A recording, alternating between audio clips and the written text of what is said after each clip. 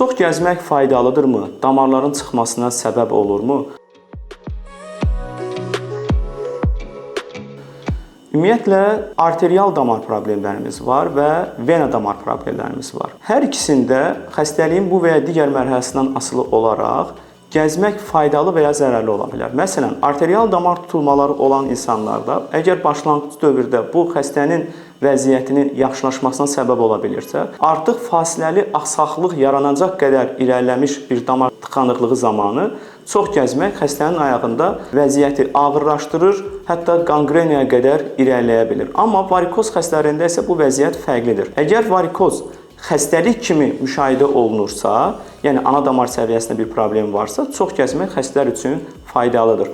Yox, əgər xəstəlik deyil, sadəcə estetik problemdirsə, bu zaman çox gəzmək ümumi sağlamlıq adına faydalıdır. Xəstəliyin özünə, yəni kapillyar görüntüsünün azalmasına və ya artmasına hər hansı təsir etməz.